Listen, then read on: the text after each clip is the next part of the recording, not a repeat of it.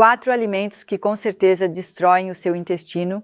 Seu intestino não controla só a sua digestão, mas até 70%, talvez até um pouco mais, do seu sistema imunológico. Mas você sabia que muitos alimentos do dia a dia vão destruindo ele lenta, mas seguramente? A maioria das pessoas comete esses erros. Será que você também faz parte desse grupo? Fique comigo para descobrir os 4 piores vilões. Cerca de 20% da população sofre até mesmo da síndrome do intestino irritável. Essa é uma condição que pode realmente prejudicar bastante a qualidade de vida. Nosso intestino e o delicado equilíbrio do seu microbioma desempenham um papel essencial, um papel central para a nossa saúde como um todo. E neste vídeo você vai descobrir quais são os 4 grupos de alimentos que destroem o seu intestino.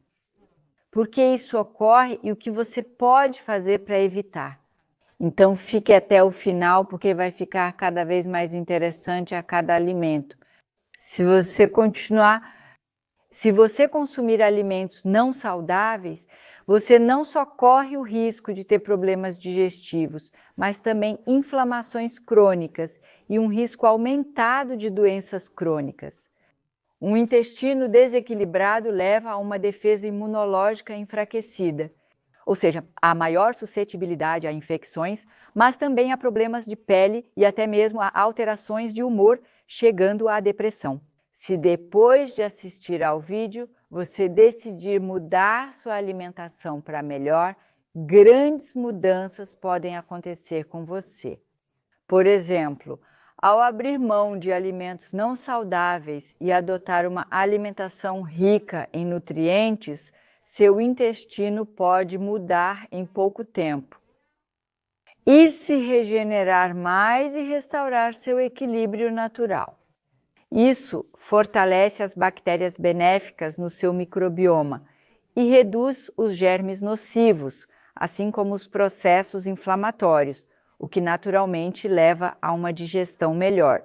Uma dieta rica em fibras, com vegetais frescos, leguminosas, nozes, sementes e produtos fermentados, apoia a flora intestinal e promove a absorção de nutrientes.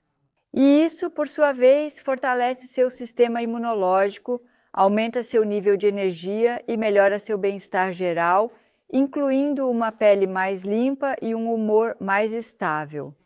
O primeiro grupo de alimentos que você deve evitar a todo custo são os alimentos ultraprocessados.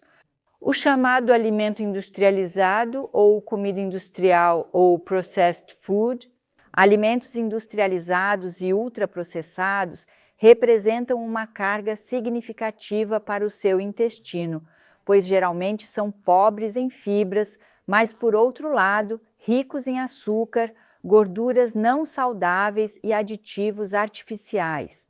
Além disso, durante a fabricação, são criadas moléculas estranhas ao nosso organismo, com as quais não sabemos lidar. Por exemplo, a falta de fibras é um problema, pois as fibras são necessárias para uma flora intestinal realmente saudável, já que servem de fonte de alimento para as boas bactérias do intestino. Sem fibras suficientes, o equilíbrio da flora intestinal fica comprometido e as bactérias nocivas se multiplicam, enquanto as benéficas diminuem cada vez mais, o que pode levar a problemas digestivos e inflamações crônicas.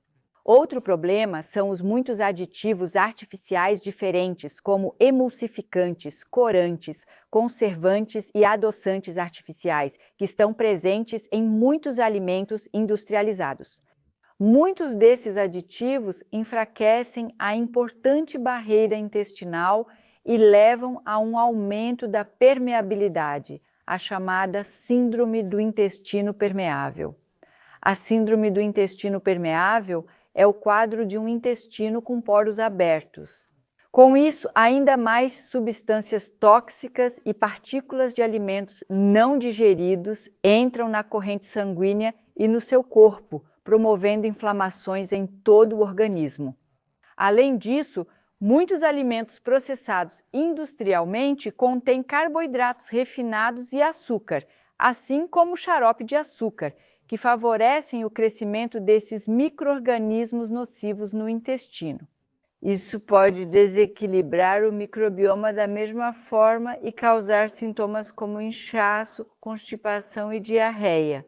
O açúcar também estimula o crescimento de fungos, como a Candida albicans, para ser mais exata, que podem causar outros problemas digestivos e até infecções sistêmicas, ou seja, que afetam o corpo todo. Outro risco é o alto teor de gorduras saturadas e gorduras trans, que estão presentes em muitos produtos industrializados. E essas gorduras não só podem intensificar processos inflamatórios no intestino e influenciar negativamente a composição do microbioma, mas também já são definitivamente associadas ao desenvolvimento de câncer. E não podemos esquecer que os alimentos industrializados geralmente são pobres em nutrientes naturais. Eles contêm poucas vitaminas, a menos que sejam adicionadas minerais ou fitoquímicos secundários, que são essenciais para a regeneração da mucosa intestinal e do sistema imunológico. A falta prolongada desses nutrientes enfraquece o seu intestino e o torna mais suscetível a qualquer tipo de doença. Além disso, o consumo excessivo desses alimentos pode aumentar a motilidade intestinal, ou seja, pode desacelerar o movimento do intestino e levar à prisão de ventre e a uma digestão irregular. A longo prazo, isso pode aumentar o risco de doenças graves, como síndrome do intestino irritável, doenças inflamatórias intestinais ou até mesmo câncer de intestino. Então, minha dica é evitar isso o máximo possível. O segundo alimento ou ingrediente que você deve reduzir ao máximo é o açúcar. Se você consumir açúcar em excesso, isso também pode ter impactos significativos no seu intestino e em todo o metabolismo do açúcar do seu corpo. Normalmente, a glicose, ou seja, o açúcar do sangue, após a ingestão, chega ao intestino delgado e é absorvida relativamente rápido na parte superior do intestino delgado. Assim, o açúcar no sangue aumenta. E o pâncreas, em resposta a isso, libera a insulina para transportar o açúcar para as células do corpo, especialmente para as células musculares, onde ele é usado como fonte de energia. Até aqui parece bom, não é? Pois é. O verdadeiro problema começa quando você consome açúcar em excesso regularmente e se movimenta pouco para gastar esse açúcar imediatamente. Se você comesse açúcar e depois fizesse algum tipo de treino de resistência, isso não seria nenhum problema e você conseguiria gastar bem esse açúcar. E ele não te faria mal. Mas se você se movimenta pouco e tem açúcar demais, ele acaba indo para outras partes do intestino, onde pode causar sintomas desagradáveis como gases e diarreia. E isso acontece porque o açúcar puxa água para o intestino e assim desequilibra a digestão natural. Além disso, o consumo excessivo de açúcar também ataca e destrói a camada protetora das mucosas presentes no intestino, tornando-o mais suscetível a inflamações e infecções. Seu sistema digestivo fica enfraquecido como um todo e, novamente, a barreira natural do intestino se torna mais fraca. Assim, mais substâncias indesejadas entram na corrente sanguínea, o que, por sua vez, pode levar a todas aquelas doenças conhecidas da civilização. Mas isso não é tudo. O consumo excessivo de açúcar também pode causar um verdadeiro caos de bactérias no intestino. Talvez você já tenha ouvido falar do termo supercrescimento bacteriano do intestino delgado. Isso é a chamada síndrome de supercrescimento bacteriano. Trata-se de uma condição em que bactérias do intestino grosso migram para o intestino delgado, uma região onde normalmente deveria haver muito menos bactérias. Essa colonização bacteriana fora do lugar pode levar a uma verdadeira explosão de problemas digestivos. Mesmo pequenas quantidades de açúcar podem fazer com que essas bactérias produzam gases, o que pode causar fortes flatulências, cólicas abdominais e diarreias intensas. A supercrescimento bacteriano do intestino delgado muitas vezes é difícil de diagnosticar e, em muitos casos, passa despercebida, embora, na minha opinião, já seja bastante comum atualmente. Outro problema do consumo excessivo de açúcar é o comprometimento do metabolismo do açúcar em todo o corpo. Níveis constantemente elevados de insulina podem, a longo prazo, levar à resistência à insulina, o que, por sua vez, aumenta significativamente o risco de diabetes tipo 2. Com o tempo, ele perde a capacidade de regular a glicose no sangue de forma eficiente. Isso afeta não só o intestino, mas todo o organismo. Então, o que você pode fazer para proteger seu intestino e seu metabolismo do açúcar? Reduzir conscientemente o consumo de açúcar é o primeiro passo. Em vez disso, prefira carboidratos complexos de grãos integrais, vegetais e leguminosas, que são digeridos mais lentamente e ajudam a manter o açúcar no sangue estável. Alimentos fermentados como chucrute, kimchi ou iogurte, de preferência iogurte vegetal natural, também podem ajudar a fortalecer a flora intestinal e restaurar o equilíbrio.